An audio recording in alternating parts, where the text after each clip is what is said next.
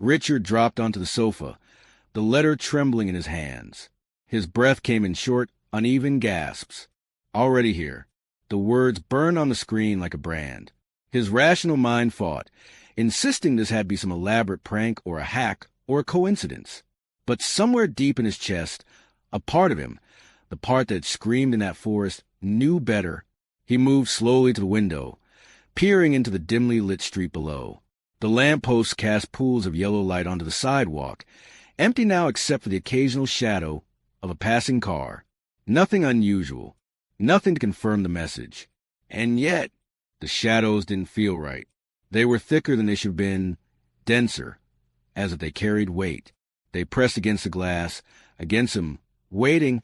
Richard sank to the floor, pressing his back against the wall, trying to calm himself. He needed a plan. He needed answers. He needed Detective Okafor. That much he knew. He opened his laptop, fingers shaking, and typed Samuel's name into the search engine. Nothing relevant came up. No social media, no recent activity, no traces. It was as though Samuel had dissolved from the digital world entirely. Then he noticed a folder in his email he hadn't opened before. Urgent, personal. It was from an address he recognized. Samuel's old Gmail, the one he'd thought deactivated. With trembling hands, Richard clicked. Inside was a single encrypted file labeled The Ledger. A password prompt blinked back at him. Richard hesitated. He didn't know the password. He didn't even know what to expect. But instinctively, he typed the only name that felt right. Richard Dolabode.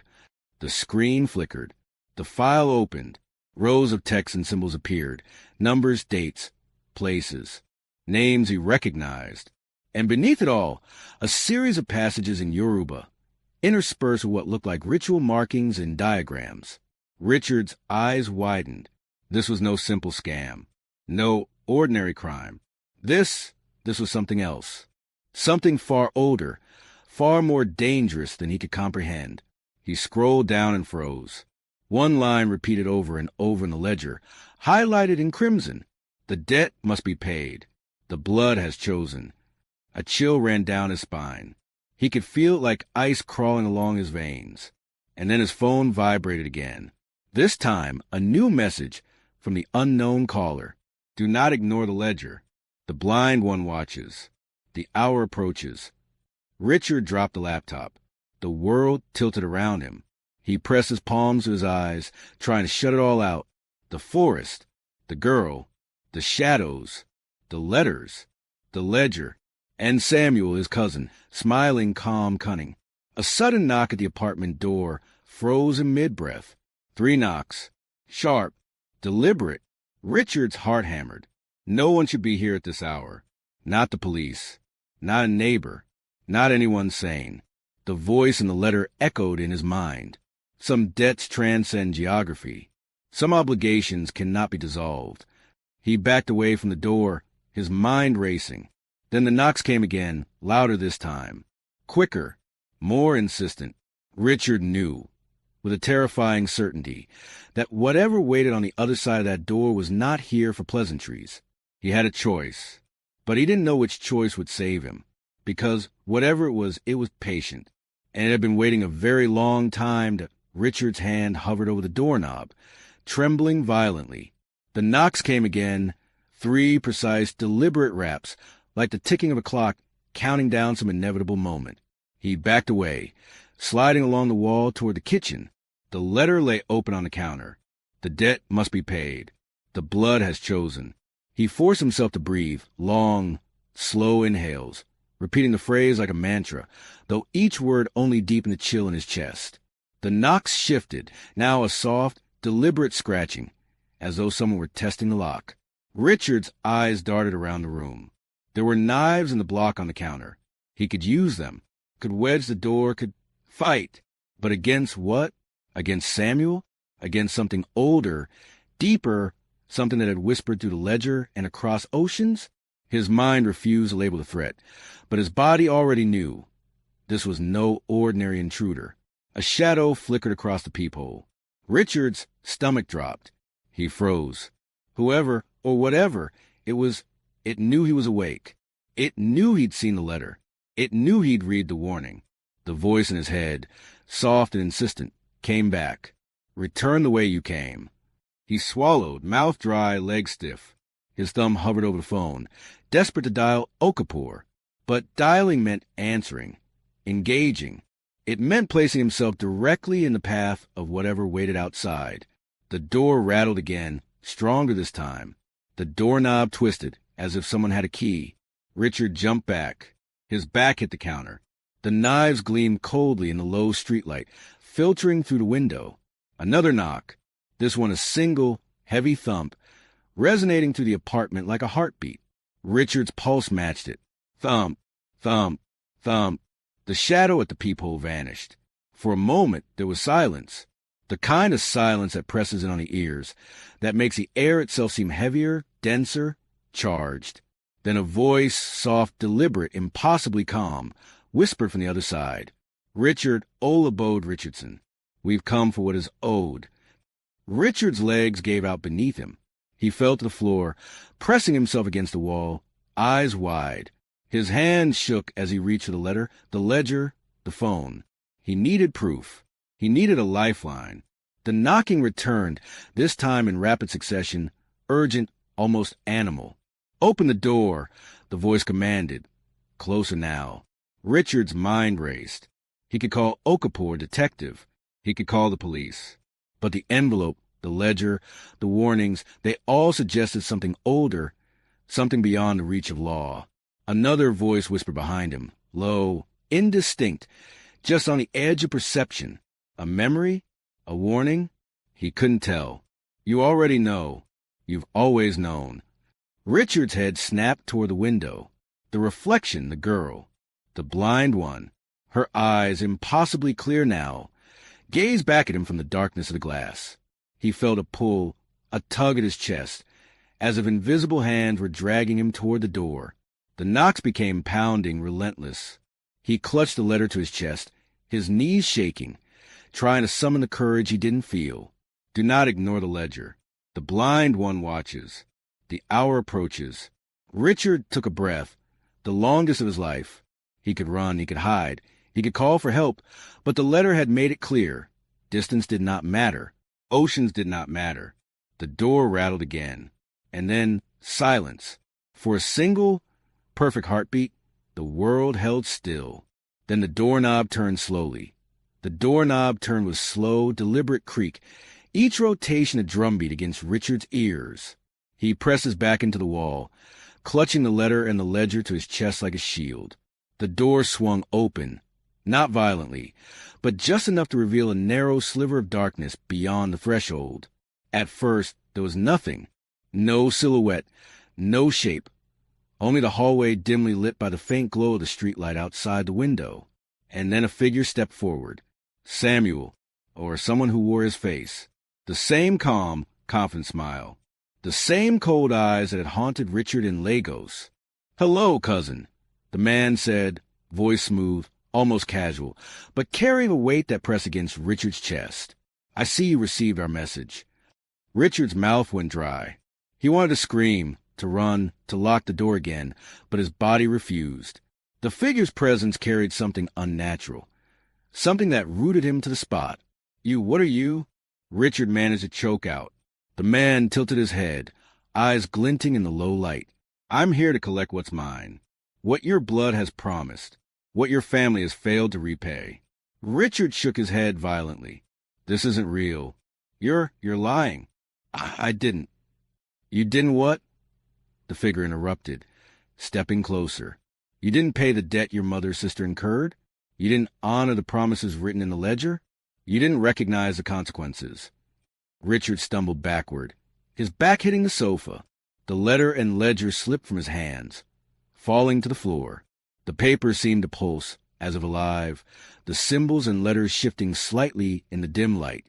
The figure reached toward them. The shadows in the room thickened, curling and stretching toward the ledger like dark fingers. The air grew heavy, humid, charged with static energy that prickled Richard's skin. "You think the ocean will protect you?" the figure whispered, almost amused. "You think New York is safe? The debt crosses seas, crosses borders. It does not fade. It does not wait. Richard felt a coldness creep up his spine, a crawling terror that numbed his limbs. He wanted to call out, to reach for the phone, but the presence of the figure, the weight of the words, held him silent. Then the figure's face blurred, the sharpness of Samuel's features dissolving into something else. Older, more inhuman. A shadow that seemed to ripple and shift, a presence that felt eternal. "You carry the debt," the voice said, now echoing the room, layered, multiple tones overlapping. "You cannot escape it. You cannot hide." Richard's mind raced. Flight was impossible. Defense was impossible. But maybe negotiation? Maybe understanding? What do you want from me?" he whispered, his voice cracking. The figure paused, tilting its head, studying him. Then it stepped closer, the shadows bending around it, consuming the corners of the room.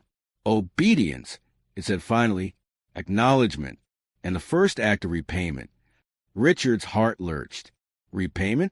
What could he possibly do? What had he been dragged into? The shadow stretched a hand toward him. Not human, not flesh, but unmistakably directed at him. Richard realized with a gut-churning certainty that his life had changed forever.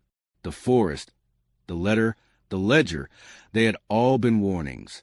And now, whatever had come for him had arrived. The first choice had to be made. Step forward or run. That Richard's legs shook violently, but his mind knew only one thing. He could not remain paralyzed. The figure, Samuel, or the thing wearing him, advanced, shadows coiling along the walls like living smoke. "Obedience," it repeated, its voice layering into dozens of overlapping tones, some human, some not. Acknowledgement. The debt must begin. Richard's fingers brushed the ledger on the floor. The pages quivered under his touch, the symbols seeming to writhe. He felt a pull like gravity, but cold, deliberate.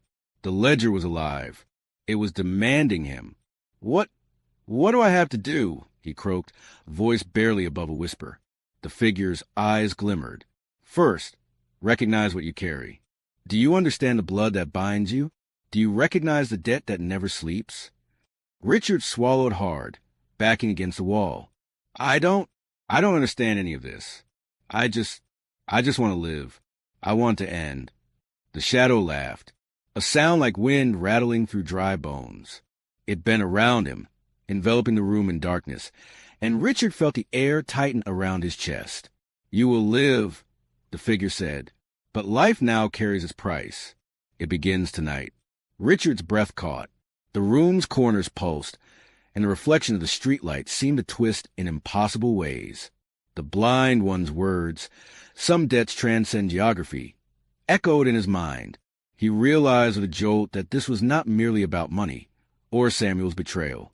It was about something far older, something encoded in his bloodline, waiting for him to awaken it. The shadow lifted a hand, or perhaps it was a mass of darkness shaped like a hand, and reached toward him. The air itself resisted him, pressing in, thick and suffocating. His legs buckled, and he fell backward onto the floor. Then a voice, soft but piercing, cut through the room. "Richard, remember." It was the blind one, not the figure at the door, but her voice, inside his head, inside the shadows themselves. Her eyes, in his memory, perfectly clear. "You carry nothing alone. But what is carried must be acknowledged or will destroy you." Richard's fingers clenched the ledger.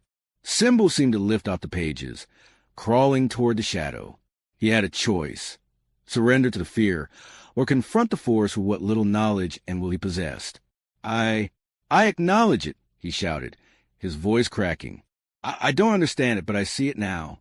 I accept whatever this is." The shadow recoiled slightly as if struck.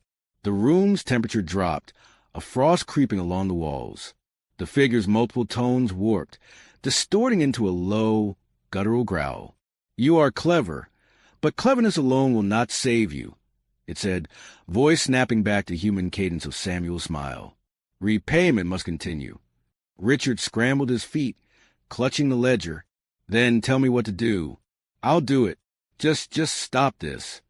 The shadow paused, its head tilting, the darkness bending like liquid. Then it whispered, almost conversationally, almost kindly, Your first act is a beginning. There are 3 tasks. Fail any, and the debt collects itself in other ways. Succeed, and the ledger opens further. Fail, and your blood will be its own payment. Richard's stomach turned. His pulse raced. He wanted to refuse, to run, to smash the window and flee into the streets. But even as fear clawed at him, he realized it was already too late. The shadow receded slightly, lingering near the doorway, its presence a suffocating weight. The room was darker, quieter, but not empty. Richard sank to his knees, gripping the ledger, eyes wide. He had no idea what the task would entail, no clue if he could survive them. But one truth was undeniable. His life, his family, his choices, and the blood of his mother's sister were no longer his own. And somewhere, deep in the ledger's pulsing symbols, he could feel it watching, waiting, patient. The first task would begin at dawn. Richard closed his eyes, trying to summon courage he did not feel. Whatever he had escaped in Lagos had followed him home. And now, there was no running. The shadows had claimed their place. Richard sat on the floor long after the shadow withdrew into the doorway, staring at the ledger. The symbols seemed to pulse softly now, like a heartbeat in the dim light, and the ink shimmered faintly, almost wet. He didn't know what tasks meant, but he knew instinctively that they were not optional. Dawn came slowly, bleeding gray light through his curtains. Richard barely noticed it, his body stiff and trembling. He had slept fitfully, dreams haunted by the forest, the blind girl, and Samuel's cold smile. And always, the ledger in his hands, whispering in a language only partially understood. The first instruction appeared as he flipped to the second page, written in the same elegant, flowing script. Go to the place where blood met promise. There leave an offering. Speak your truth. Begin the reckoning. Richard's stomach twisted. Blood met promise? He scanned the page for clues. There were no addresses, no street names, nothing that resembled a map. Just the symbols, faintly glowing, and the words themselves. He thought of his mother's sister, Abimelech, and her desperate plea to unknown forces to save Samuel. Blood, promise, the forest, the ransom, his trust, all of it woven into something that now demanded action. He didn't know where to start, but instinct told him it was connected to Lagos. The ledger had followed him here, but the roots of the debt were there. The city where he'd been naive, where he'd wired the money, where the nightmare had begun.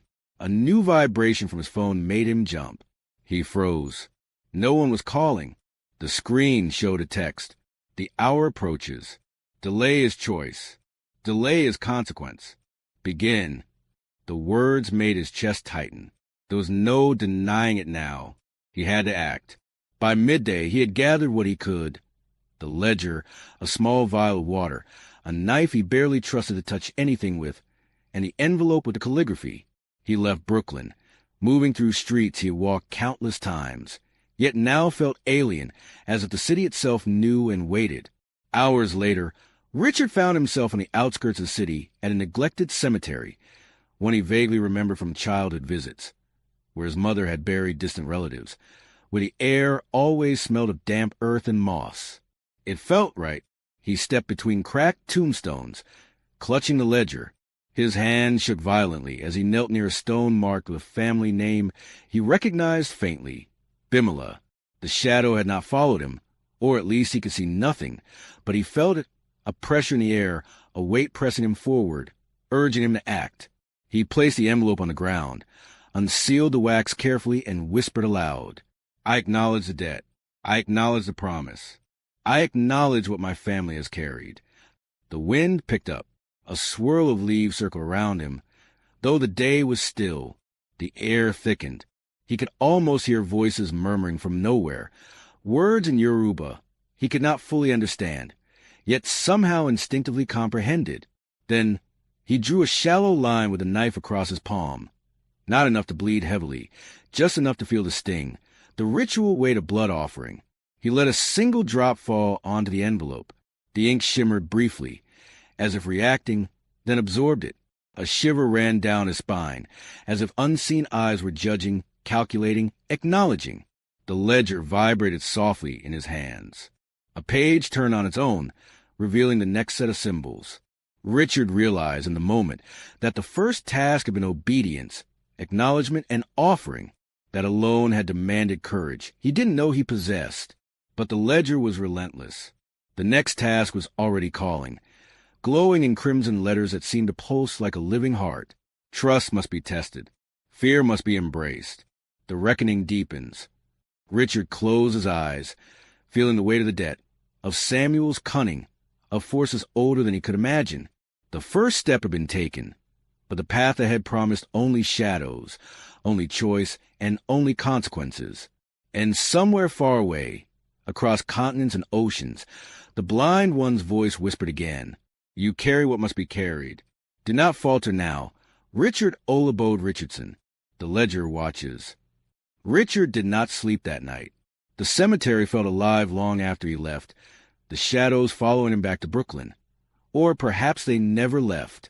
The ledger rested heavily in his bag, the pages now warm to the touch, pulsing faintly, as if aware of his heartbeat. Morning brought no relief. His phone, silent, bore no calls or messages, yet the weight of unseen eyes pressed against him constantly. The second task began with a note, appearing as if he had not even opened the ledger. Fear must be embraced. Trust must be tested. You will not walk this path alone, nor with friends you can name. The night will reveal what daylight hides. Richard spent the day pacing. Every mundane sound, the squeak of a neighbor's steps above, the distant hum of traffic, the low moan of the wind, felt amplified, imbued with threat. His rational mind screamed that this was absurd, that it was impossible, that the ledger was paper and ink. Yet every instinct in his body, the same one that kept him alive in Lagos, told him otherwise. By evening, the ledger itself seemed to pull him. Its pages quivered as he opened it. The letters rearranged themselves subtly, forming a pattern he could not read aloud, only feel. A location, his old office, the consulting firm he had abandoned in the wake of the scam, the building that had once represented stability, routine, the illusion of safety. The city was quiet when he arrived, the streets eerily empty. The office lobby was dark, elevator silent. He hesitated, then forced himself forward, clutching the ledger like a talisman. Inside, the familiar smell of carpet cleaner and recycled air made his stomach twist. The fluorescent lights flickered, but no one appeared. No security guard, no night janitor. And then he felt it. Movement, not human, not yet fully visible. A figure emerged from the shadows of the stairwell. Samuel's face again, though sharper, colder, as if carved from stone.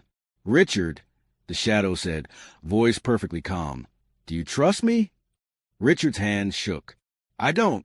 I can't. You must," the figure interrupted. "Trust is the key.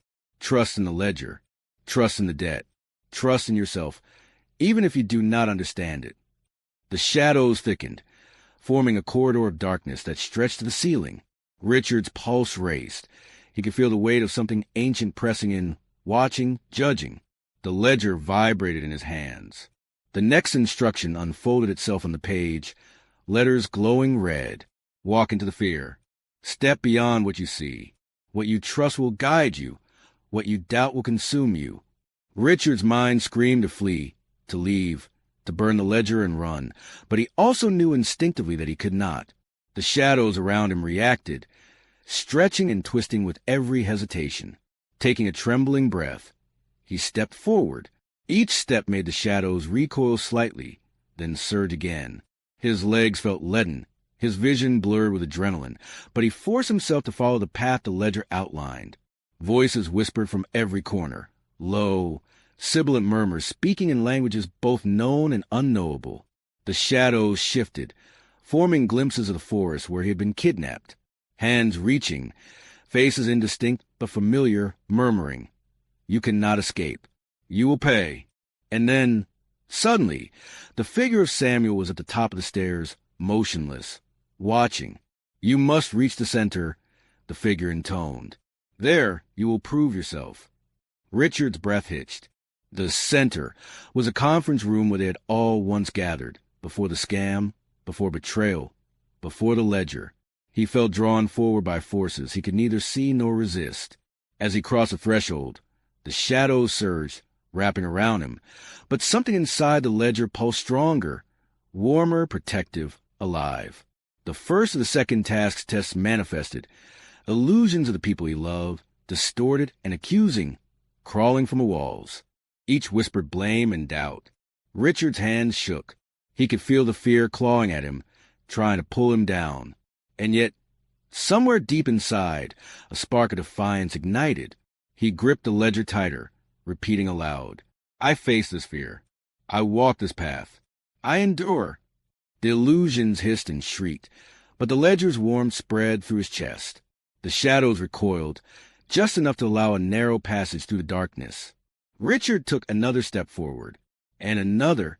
The second task had begun. Richard's steps echoed unnaturally in the silent office, the shadows contorting around him as if alive. The illusions grew stronger. Faces of colleagues twisted into grotesque masks of accusation. Co-workers who had once smiled now sneered, eyes hollowed, mouths moving in ways that made no sound but spoke directly to his mind. "You failed. You are weak. You cannot escape the debt." He stumbled, nearly dropping the ledger. The pages throbbed violently, as though punishing him for doubt. Richard's chest heaved. The shadows pressed closer, chilling his skin, pressing cold against his sweat-slicked neck.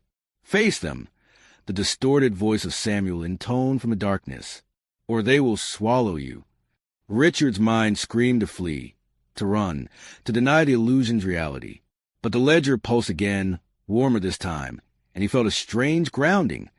Not power, not understanding, but connection. This is part of the debt. This is the reckoning. You endure. He forced himself to look at the illusions head-on. The first one lunged, the face of a former boss, accusing him of failures, of naivete, of greed. Richard spoke aloud, voice shaking but clear. "I accept that I was foolish. I accept that I trusted the wrong people. But I will not let fear own me." The illusion wavered, then dissolved into black smoke that hissed as it vanished. Another step forward. His mother, eyes sorrowful, lips trembling. "You were supposed to protect them. You failed." Richard's hands gripped the ledger as tears threatened to spill. "I did what I could. I acted with what knowledge I had. I survived, and I will continue to survive." The shadows shrieked, the office walls bending, stretching unnaturally. Papers flew from desks, spinning in the air like tornado debris. Yet the ledger pulsed steadily in his grasp, a heartbeat against the storm.